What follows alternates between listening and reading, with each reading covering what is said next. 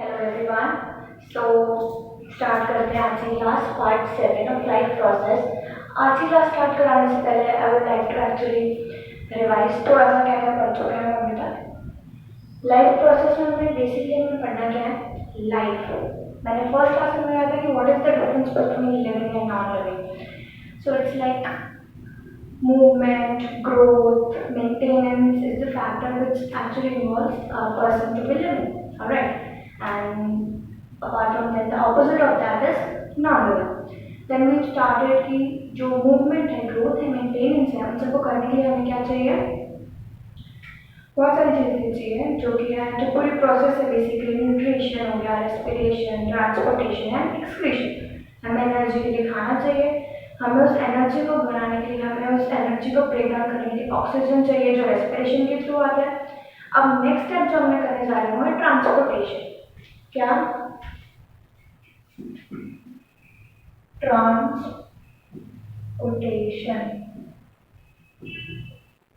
Transportation मतलब transportation in what sense कि अब फूड हो गया है, ठीक है, ऑक्सीजन आ गया हमारी बॉडी में, ऑक्सीजन ब्रेक डाउन हो रहा है, बट वो सर्टन पार्ट्स में होता है।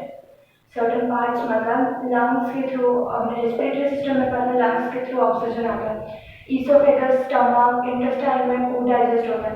बट हमारी बॉडी को एनर्जी पूरी बॉडी को चाहिए होती है, तो वहाँ से अब हमारा फूड क्या होता है, ट्रांसपोर्ट होना स्टार्ट करता है फ्रॉम हेड टू, तो पूरी बॉडी को एनर्जी चाहिए होती है, तो वहाँ से मतलब बेसिकली वैसे एनर्जी फूड ट्रांसपोर्टेशन होता है, तो इसलिए हम ट्रांसपोर्टेशन पढ़ेंगे।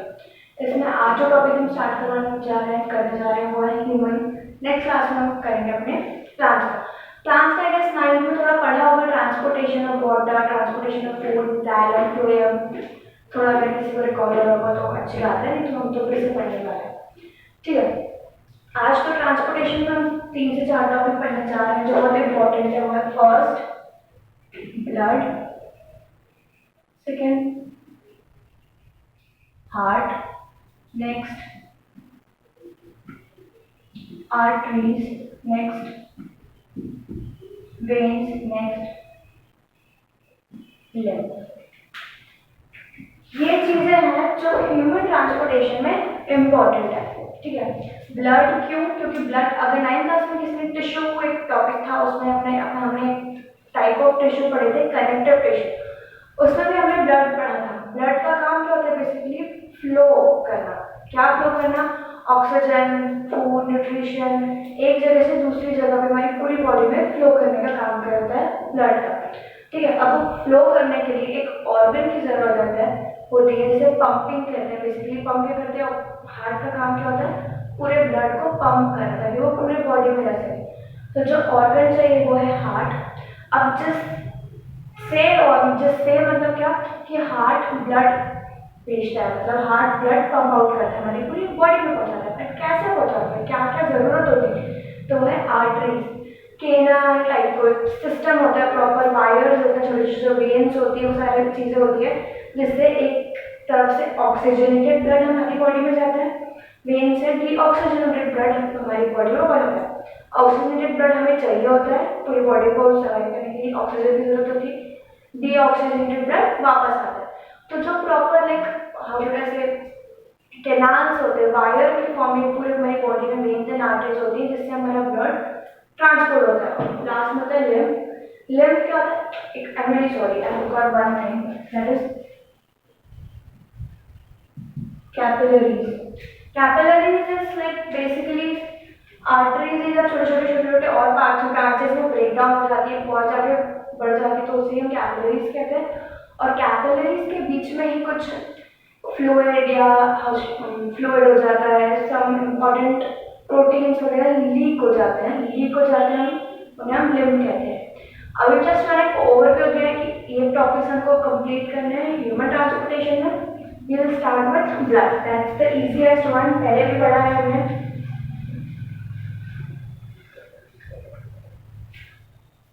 That is blood.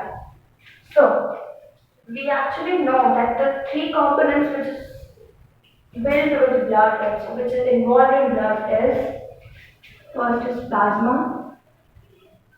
ठीक है, the next one is पता होगा आपको, तो हमने बहुत पढ़ा इस बारे में। ब्लड तो क्लास क्लास में पढ़ चुका, तो one is plasma, next is blood cells. कौन कौन से दो ब्लड सेल्स होते हैं? हाँ जी, कौन कौन से? RBC and WBC, red blood cells and white blood cells. And next कौन सा, लास्ट कौन सा बचा? प्लेटलेट्स। प्लेटलेट्स। अब इनके काम क्या होता है? प्लाज्मा का काम क्या होता है? जो हमारे ब्लड को फ्लूइड बनाना, फ्लूइड मतलब जो हमारा ब्लड बेसिकली फ्लूइड फॉर्म में होता है ना, तो उस वो किस वजह से होता है? प्लाज्मा की वजह से होता है। वो फ्लूइड फॉर्म में होता है, मतलब लिक्विड फॉर्म में होता है ब्लड। प्लाज्मा हेल्प करता है क्या? शुगर हो गया, सॉल्ट हो गया, ऑक्सीजन हो गया, कार्बन डाइऑक्साइड हो गया, ट्रांसपोर्ट करने में। नेक्स्ट ब्लड सेल्स होते हैं, red blood cells, white blood cells. White blood cells के बारे में तो हर क्लास में आईएस पढ़ाया ही जाता है। व्हाइट ब्लड सेल क्या होते हैं? इम्यूनिटी प्रोवाइडर होते हैं, हमारे गार्ड होते हैं हमारी बॉडी के, कि जो भी फॉरेन मटेरियल, फॉरेन वायरस आते हैं, कुछ एंटीबॉडीज आती है, वो हमारे व्हाइट ब्लड सेल्स से फाइट करते हैं, ठीक है। आरबीसी क्या होता है? रेड ब्लड सेल्स में क्या प्रेजेंट होता है? हीमोग्लोबिन, जो हमारे ब्लड को रेड बनाते हैं इन कलर। एंड हीमोग्लोबिन ही वो चीज होती है जिससे ऑक्सीजन हमारे ब्लड में फ्लो होता है। नेक्स्ट है हमारे पास प्लेटलेट्स। प्लेटलेट्स क्या होता है? क्योंकि हमारा ब्लड, अगर कभी हमें इंजरी हो जाती है, कभी अगर कुछ दिक्कत हो जाती है, लग जाती है, तो वहां से ब्लड निकलता रहता है। But certain amount of time बाद वो ब्लड क्या होता है? रुक जाता है। थोड़े टाइम बाद ब्लड रुक जाता है। वो क्यों रुक जाता है? क्लॉट हो जाता है बेसिकली। इसी को कहते हैं क्लॉट हो जाना। ब्लड क्लॉटिंग इसे हम कहते हैं। वो किसकी वजह से होती है? प्लेटलेट्स की वजह से होती है। अगर इनमें से कोई भी कंपोनेंट हमारी बॉडी में उस प्रोपोर्शन में नहीं है जिस प्रोपोर्शन में होना चाहिए, तो बहुत दिक्कत हो जाती है। कुछ लोगों के प्लेटलेट्स काउंट कम हो जाते हैं, इसलिए उनको अगर जरा सा भी चोट लगती है, उनका ब्लड फ्लो होता रहता है, बिल्कुल बंद नहीं होता। कुछ लोग के डब्ल्यूबीसी वो होते हैं, कम होते हैं, जिसकी वजह से उनकी बॉडी में इम्यूनिटी कम होती है। हीमोग्लोबिन तो बहुत सारे लोगों की बॉडी में कम होता है। एनीमिया जिसे हम कहते हैं, बीमारी होती है basically. Lots of female faces this kind of disease, anaemia. उसमें क्या होता है बेसिकली, आप जो हीमोग्लोबिन है कम हो जाता है हमारी बॉडी में, और जो ऑक्सीजन जितना चाहिए उतना नहीं मिलता है। प्लाज्मा तो बेसिकली बहुत कम लोगों में कम होता है। प्लाज्मा मतलब तो बहुत ज़्यादा बड़ी बीमारी हो जाती है, क्योंकि वो ब्लड ही पूरा फॉर्म किया पाता है, ठीक है। यही चीज़ की ब्लड में परिणाम लिखना स्टार्ट करता है। टेक आउट द कॉपीज,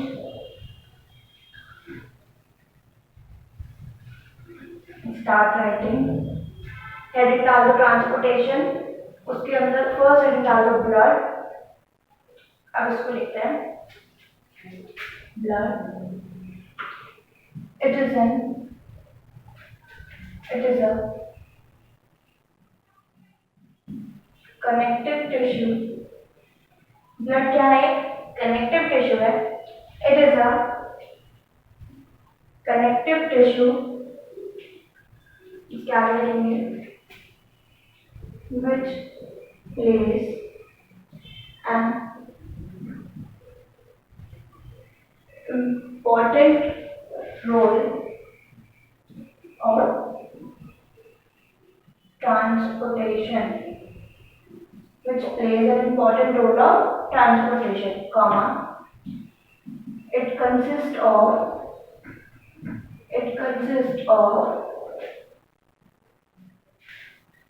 इसी क्या कंटिन्यूशन में लिखेंगे प्लाज्मा, comma,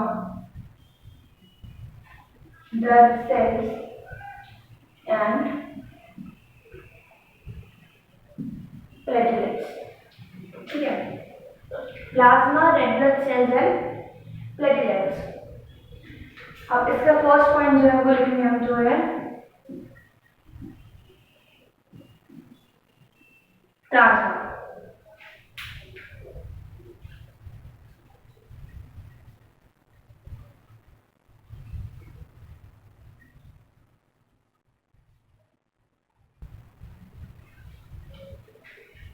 इसको लिखेंगे this makes the blood fluid in nature. This makes the blood fluid in nature and and help help to transport and help to transport food help to transport food खाना जो हमारा basically हम nutrition form में लेते हैं उसको transport करने में। नेक्स्ट CO2 कार्बन डाइऑक्साइड को ट्रांसपोर्ट करने में and nitrogenous waste and nitrogenous waste इन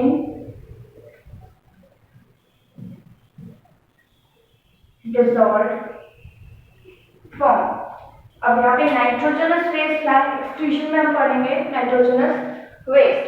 तो यहाँ पे हमने सिर्फ लिखा प्लाज्मा मेम्ब्रेन के बारे में, जो फ्लूइड स्ट्रक्चर होता है, हेल्प करता है कार्बन ट्रांसपोर्ट करने में। क्या ट्रांसपोर्ट करने में? Food, carbon dioxide and nitrogenous waste. कौन से फॉर्म में? डिसॉल्व फॉर्म में। इसको लिख लेंगे, पॉज कर लेंगे, बाद में स्क्रीनशॉट ले लो।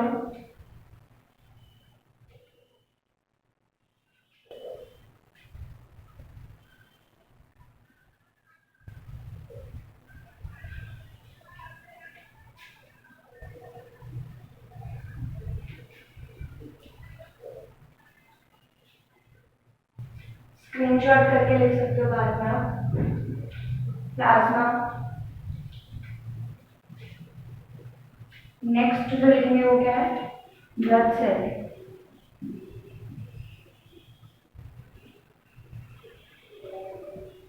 ब्लड सेल इसमें भी दो है हमारे, RBC भी है पहला वाला,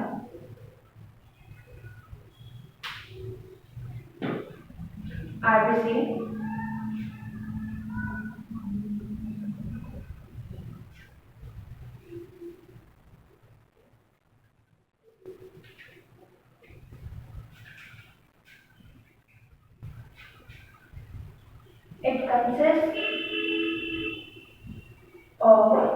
it consists of hemoglobin,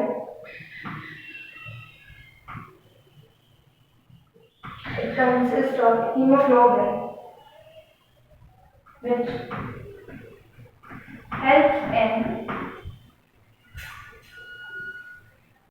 helps in transport of oxygen in the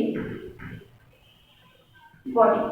oxygen transport करने में हेल्प करता है। क्या हेल्प करता है? हीमोग्लोबिन। क्या ट्रांसपोर्ट करने में? ऑक्सीजन। काय में? RBC। तो अगर फॉर एग्जांपल एक क्वेश्चन आया कि हीमोग्लोबिन, MCQ क्वेश्चन आया कि हीमोग्लोबिन ऑक्सीजन कैसे ट्रांसपोर्ट होता है ऑल ओवर बॉडी में। ऑप्शन सुनना, ध्यान से सुनना। हीमोग्लोबिन, RBC,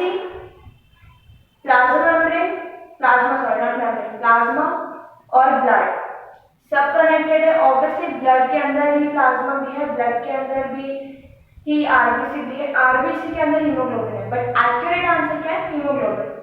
सो अगर कुछ ऐसा क्वेश्चन आता है कि this is kind of important question, तो आंसर होगा उसका क्या?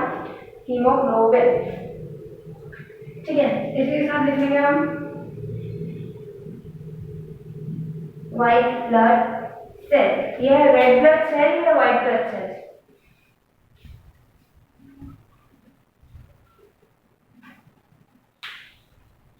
इसका तो बताइए क्या नाम है? इट हेल्प्स टू बिल्ड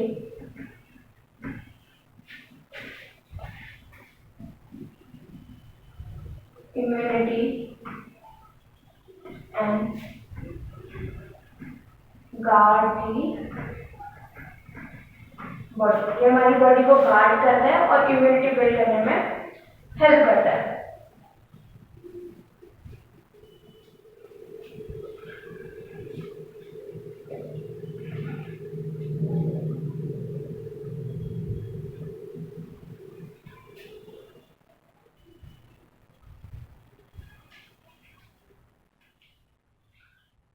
भी हो गया होगा अभी तक तो, नहीं तो आप बाद में लिख सकते हैं। नेक्स्ट एंड लास्ट हमारा क्या, प्लेटलेट्स। मैं अब कर देती हूँ, स्क्रीनशॉट करके लिख लेना अगर मैं लिख पाया तो बाद में रिकॉर्ड करें। There are so much, how should I say, ways to do something in this matter is like you have so much। ना स्कूल जाना है बेसिकली, ना स्कूल का होमवर्क है। स्कूल का होमवर्क में भी स्कूल में देते होंगे टीचर, ऑनलाइन क्लासेस चल रही होंगी, but I've seen some kids doing their work online, so ये प्लीज बना देना है। एंड आई एक्चुअली मुझे पता है किसी ने शायद वो लेक्चर अब तक कंप्लीट किया है या नहीं किया है, बट मैंने मेल आई डी जो दी थी उसमें please start sending me notes. जो आपने बनाया उसके फोटो खींच के भेजना चालू कीजिए।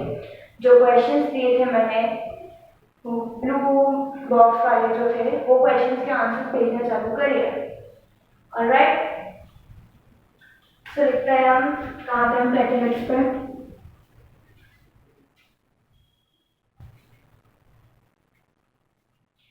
प्लेटलेट्स,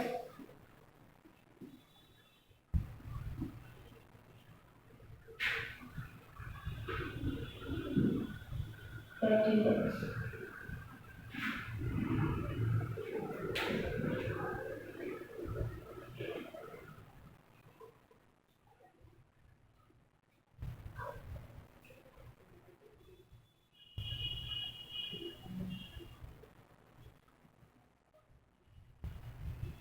हाँ जी। तो इसके बारे में क्या बताया मैंने, क्या करता है ये है, ब्लड को क्लॉट करने में it helps in blood clot, it helps in blood clot, comma, which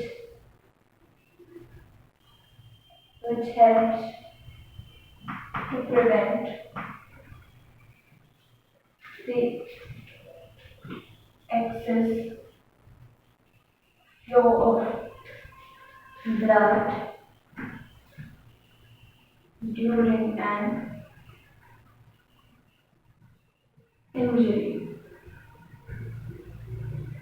injury। कब भी अगर कोई इंजरी हो जाए तो उस टाइम पे ये ब्लड को क्लॉट, CLOT, क्लॉट करने में हेल्प करता है, जो एक्सेस फ्लो को रोक देता है बेसिकली ब्लड के। तो यही थे ब्लड के कितने पार्ट थे, 3 पार्ट है बेसिकली। तो पहला पार्ट अब रब कर देते हैं।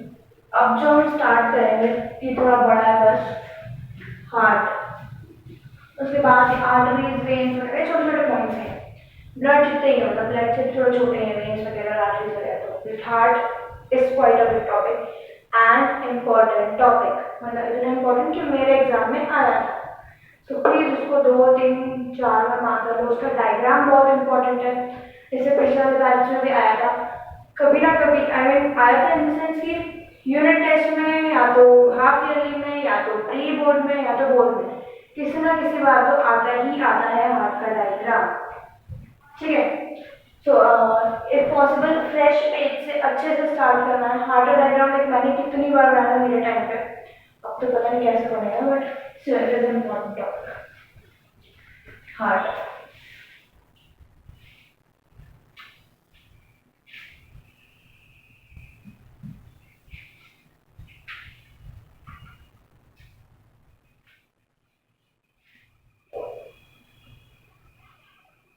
कैसे बनाते हैं heart?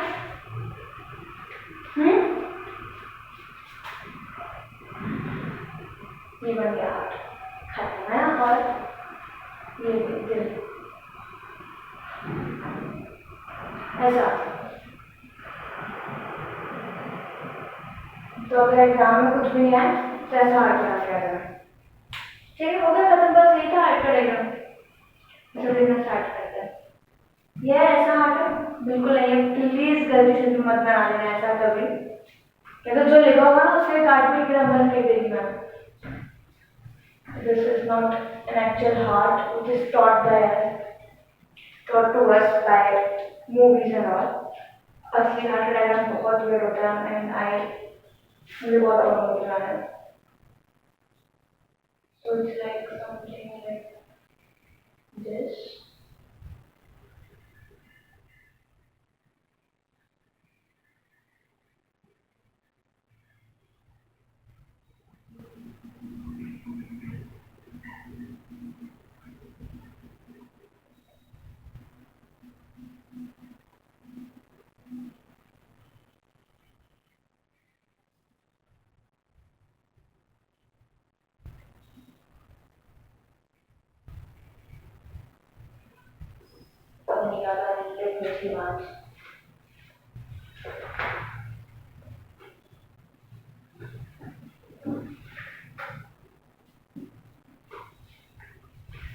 Literally this is very weird. 5-6 बार बनाने के बाद मुझे याद हुआ ना मैं स्कूल टाइम में मैं फिर से बोल रही देख देख के बनाएंगे. कोई बात नहीं, स्ट्रक्चर तो ठीक है मेरा. हाँ सही है, थोड़ा थोड़ा सा डिफरेंस है. इट्स लाइक ऐसा कुछ देन ऐसा कुछ देन बहुत ही गंदा कुछ.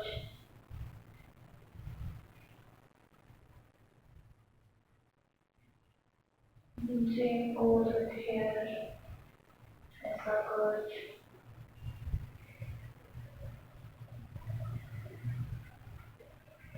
ऐसा कुछ. ये पेन के नाम से बनाना है.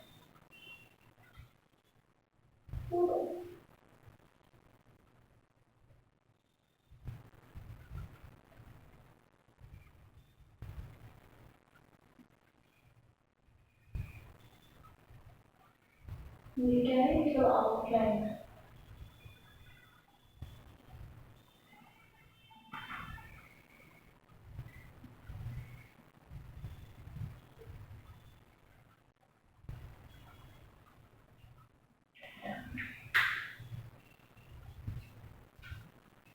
This is the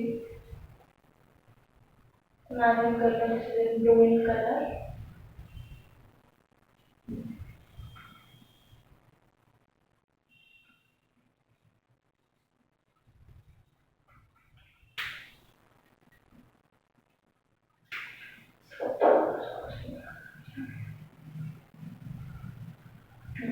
And this part is red in color.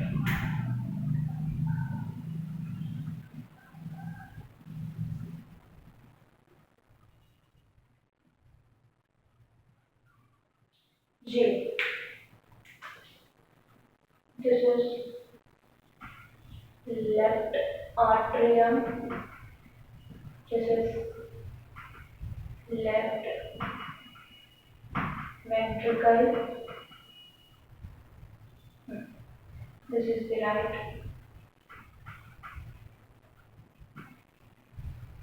ventricle. नीचे वाला पार्ट और ऊपर वाला पार्ट इज राइट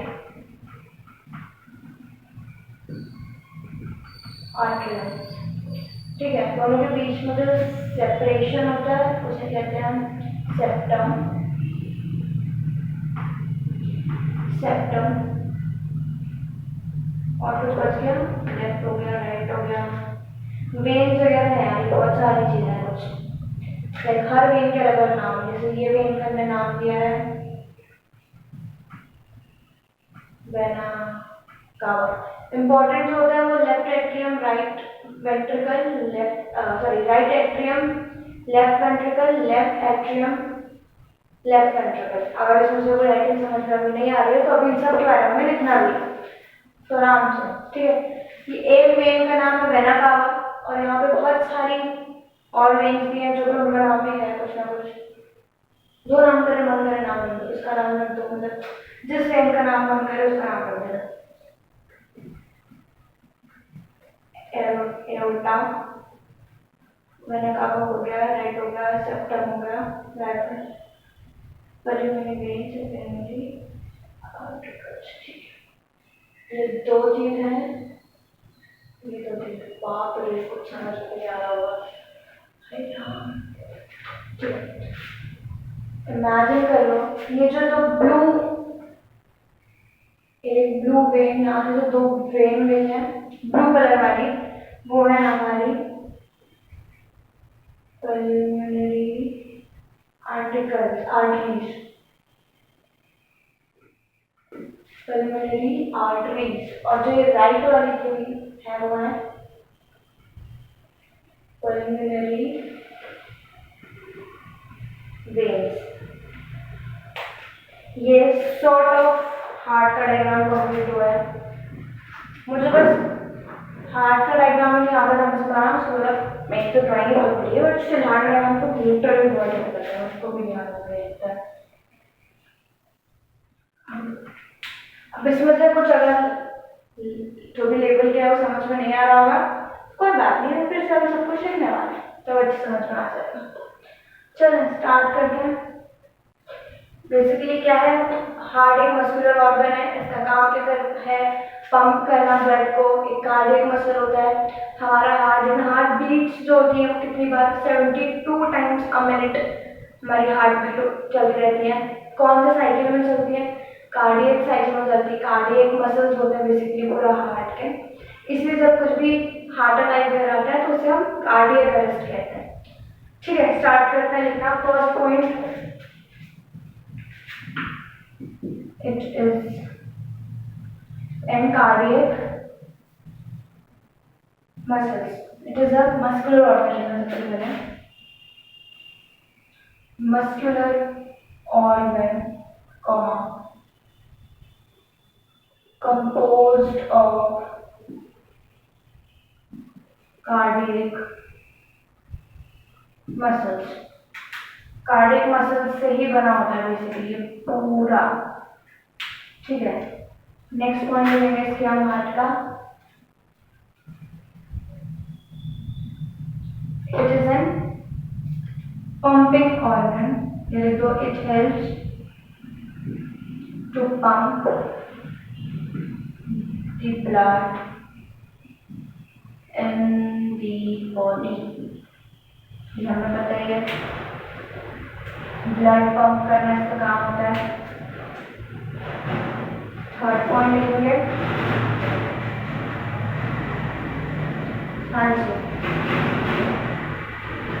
जो हमने चैप्टर पढ़ा था डाइवर्सिटी, तब एक पॉइंट पढ़ा था कि एक ह्यूमन बॉडी या वर्टिब्रेट जो है इनके 4 चैम्बर हार्ट होते हैं।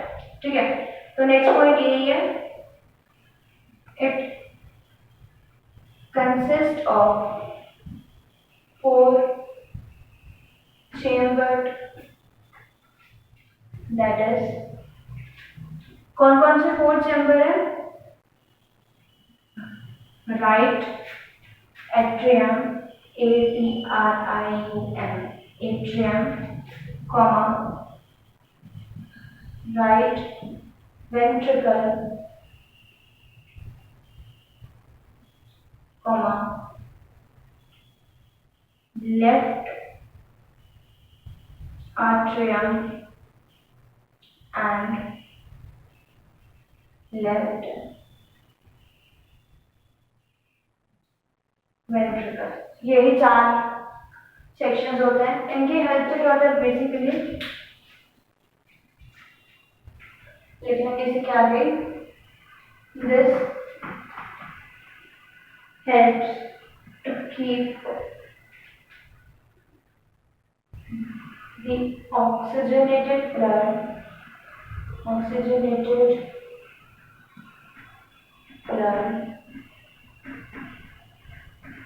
different from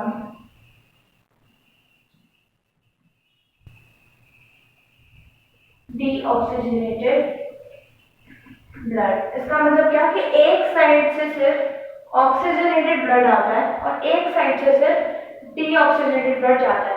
ऑक्सीजनेटेड ब्लड मतलब क्या, हमारी बॉडी में 2 मतलब ऑक्सीजनेटेड डीऑक्सीजनेटेड, मतलब इसमें ऑक्सीजन इसमें कार्बन डाइऑक्साइड, दोनों टाइप के ब्लड होते हैं। तो आर्टरीज वगैरह जो होती है वो ऑक्सीजनेटेड ब्लड हमारी पूरी बॉडी में पहुंचाती है, और वेन्स जो होती है वो डीऑक्सीजनेटेड ब्लड वापस आती है। तो सेम एक साइड में वेन्स जो होती है वो डीऑक्सीजनेटेड ब्लड जाती है, एक साइड में जो आर्टरीज होती है वो ऑक्सीजनेटेड ब्लड डालती है, तो वो दोनों अलग अलग रहते हैं। ठीक है, इसको डुअल सर्कुलेशन कहते हैं कि अलग अलग होता है हमारे पार्ट्स में। ये था हार्ट, लिख लेंगे।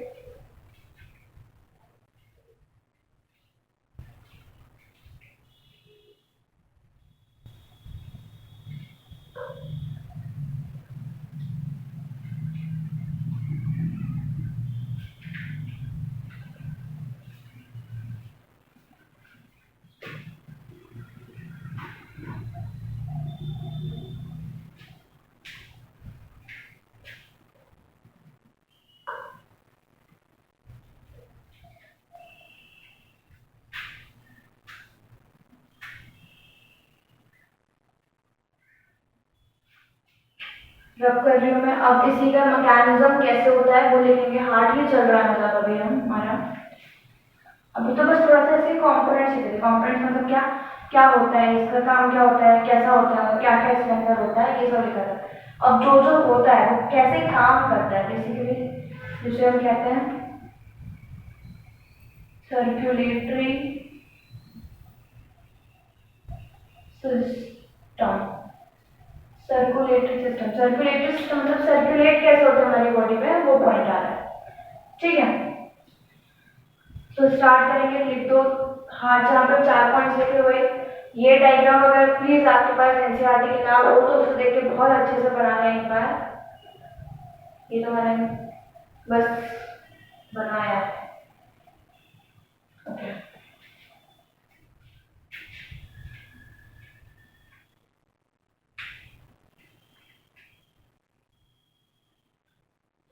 फर्स्ट पॉइंट जो है लिखेंगे इसका, lungs supply oxygenated blood to left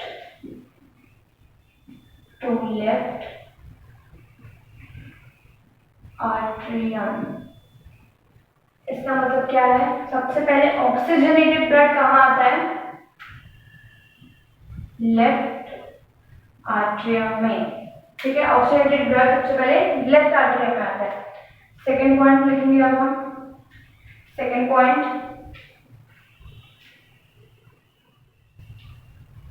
अब जब यहाँ पे ब्लड आ गया उसके बाद क्या होता है, left atrium relax while collecting the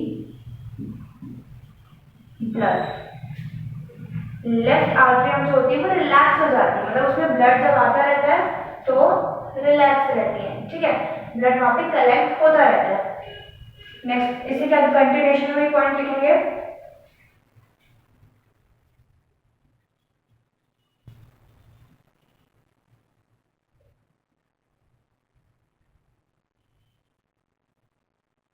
collect हो गया यहाँ पे। अब इसे क्या देखेंगे, अभी क्या हुआ है, ब्लड कलेक्ट हुआ है। कलेक्ट हुआ है तो कलेक्ट करने के लिए एक्सपेंशन हो चुका है। इसकी कंटिन्यूएशन में, and it gets contracted while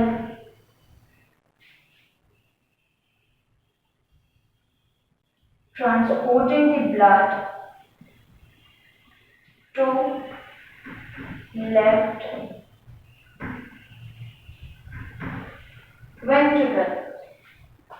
मतलब क्या, अभी क्या हुआ है यहाँ पे हमारे पास, यहाँ पे लेफ्ट आर्टरी में ब्लड आया है, यहाँ पे ब्लड आया है। कौन सा ब्लड आया है, ऑक्सीजनेटेड ब्लड आया है। वहां से जब ये आया तो ये चीज पहले एक्सपैंड हुई ब्लड कलेक्ट करने के लिए, उसके बाद इसको नीचे लेफ्ट वेंट्रिकल में जब ब्लड को डालना था तब लेफ्ट आर्टरियम कॉन्ट्रैक्ट हो रही थी ताकि जो सारा ब्लड है वो नीचे फ्लो पाए। और जब यहाँ पे ब्लड नीचे आएगा तब यहाँ पे क्या होगा, जो हमारी लेफ्ट वेंट्रिकल है वो एक्सपैंड हो जाएगा ब्लड कलेक्ट करने के लिए। ठीक है, मतलब रिदम में क्या चलना है, पहले एक्सपैंड देन कॉन्ट्रैक्ट देन नीचे वाला फिर से एक्सपैंड हो जाएगा। ठीक है, लिखेंगे हम वही पॉइंट जो हमने यहाँ पे लिखा था, comma left ventricle get expand while collecting the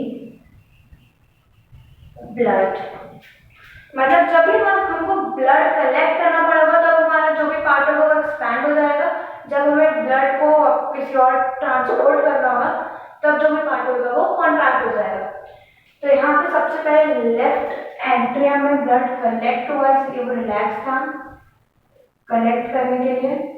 then उसके बाद उसे कॉन्ट्रैक्ट होना पड़ा ताकि वो अपना ब्लड लेफ्ट वेंट्रिकल में वापस पहुंचा पाए। और जब लेफ्ट वेंट्रिकल हमारा ब्लड कलेक्ट कर रहा था तब वो एक्सपैंड हो गया था। ठीक है, यही है 4 2 6 का। थोड़ा सा कंफ्यूजन है, बट 2 बार पढ़ोगे समझ में आएगा। और बार मैं बता देती हूँ क्या हुआ है। यहाँ पे ऑक्सीजनेटेड ब्लड आया है लंग से, जहाँ पे ऑक्सीजनेटेड रिच ब्लड जिसे हम कहते हैं, वो जब आया तो कलेक्ट करने के लिए हमारा लेफ्ट आर्टरियम एक्सपैंड हो गया, वहाँ ब्लड कलेक्ट हो गया आराम से। उसके बाद क्योंकि हमने उसको लेफ्ट वेंट्रिकल में नीचे पहुँचाना था तो कंट्रैक्ट हुआ तो यहाँ पे जो ब्लड है वो कलेक्ट होना स्टार्ट हो गया। तो क्योंकि वहाँ पे भी अब ब्लड कलेक्ट हो रहा है, इसलिए जो मेरा लेफ्ट वेंट्रिकल है at that point of time वो एक्सपांड हो गया। ये लिखा है यहाँ पे, लिख लो इस पॉइंट को।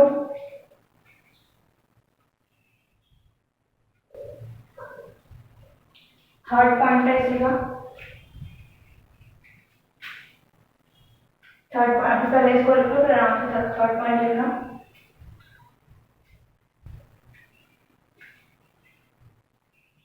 क्या पॉइंट बोल रही हूँ मैं वैसे, द ब्लड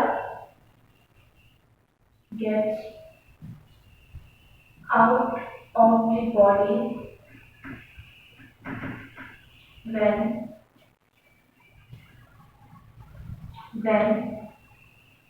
left ventricle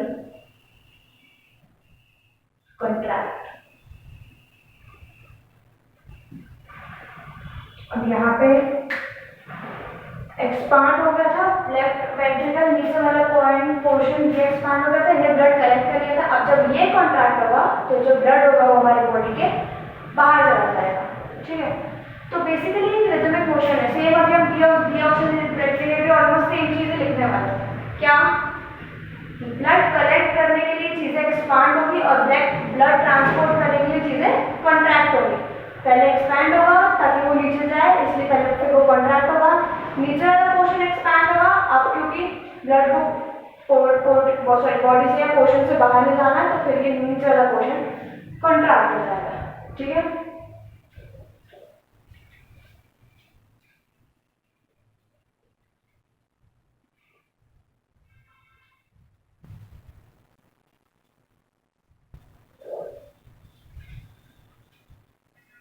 लिख लिया होगा आई गेस। रब करती हूँ मैं अभी पॉइंट फर्स्ट सेकंड पॉइंट बता रही हूँ मैं।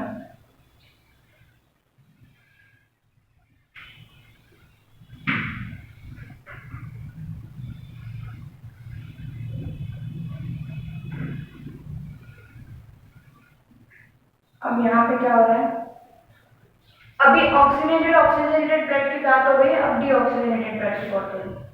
तो 4 पॉइंट देखेंगे हम। The deoxygenated blood, oxygenated blood comes to the body, comes through, अब सब राइट की बात होगी हमारे पास, comes through right atrium।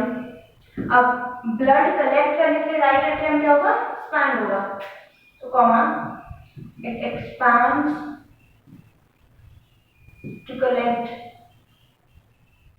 Blood, it expands to collect blood. तो इसके आगे कंटिन्यू करेंगे।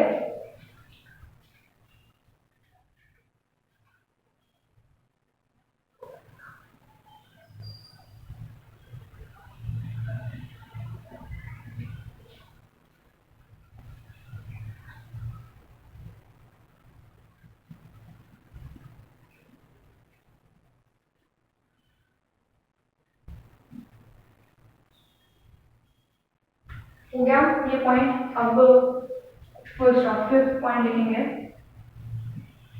The right ventricle, the right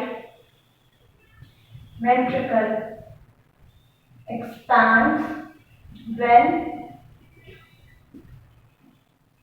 right atrium contracts। Same mechanism चल रहा है। जब राइट वेंट्रिकल एक्सपैंड हो जाएगा ब्लड कलेक्ट करने के लिए, तब ये क्या होगा, ऊपर वाला राइट एट्रियम कॉन्ट्रैक्ट होगा। यहाँ भी सेम चीज हुई थी, पहले एक्सपैंड होगा, ब्लड कलेक्ट होगा, उसके बाद कॉन्ट्रैक्ट होगा ताकि ब्लड नीचे जाए। तो ब्लड कलेक्ट करने के लिए नीचे वाला पोर्शन क्या करेगा, एक्सपैंड करेगा। तो अभी हमारा राइट वेंट्रिकल एक्सपैंड कर चुका है और राइट एट्रियम कॉन्ट्रैक्ट कर चुका है। ठीक है, इसके आगे लिखेंगे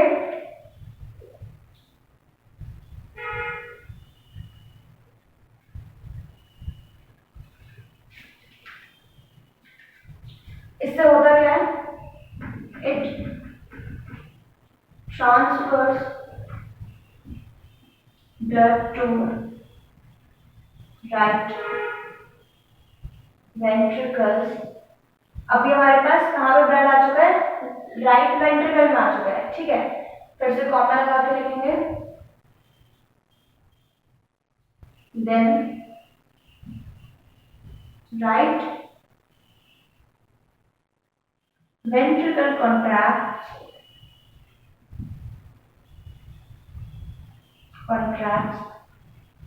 and the blood go out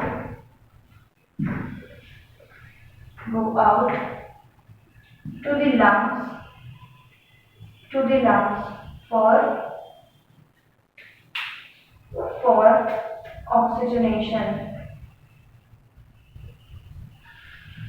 oxygenation. मतलब क्या हुआ है, एक बार फिर से समझो।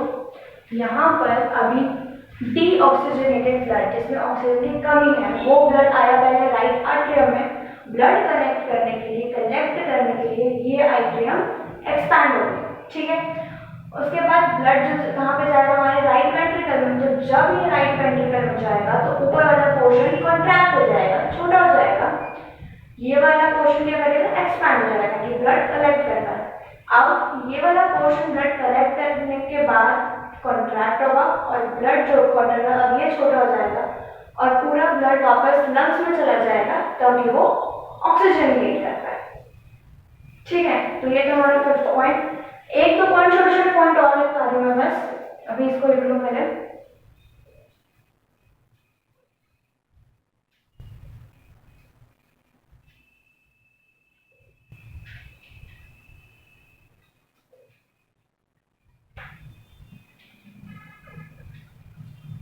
लास्ट लाइन लिखिए, to the lungs for oxygenation, to the lungs for oxygenation. ठीक है, रब कर देती हूँ मैं।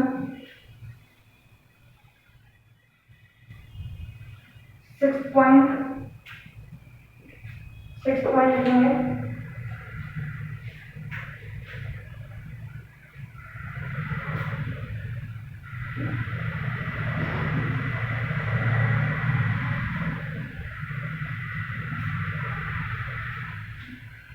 Right ventricles have thick walls so that the deoxygenated blood gets pumped out। ये हमारा सिस्टम है। ये कोई नहीं, कंपैरिजन है सिर्फ। लेफ्ट वेंट्रिकल से राइट वेंट्रिकल की वॉल्स थोड़ी थिक होती है। और इसी का 7th पॉइंट है,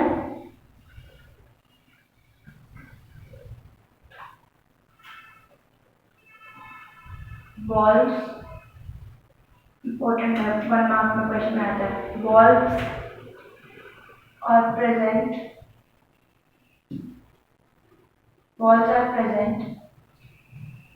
which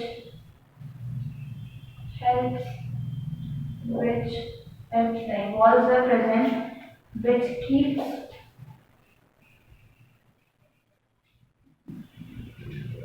it which keeps it back, prevents which, which prevents the backflow of blood.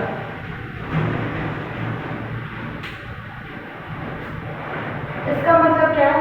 Ball एक चीज होती है, एक पार्ट होता है जो यहाँ पे प्रेजेंट होता है, कहाँ पे,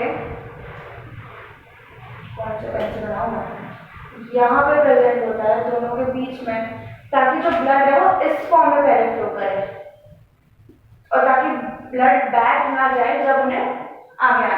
तो कौन है, कौन सा पार्ट है, क्या चीज है जो बैक फ्लो ब्लड को प्रिवेंट करती है, वो है बॉल।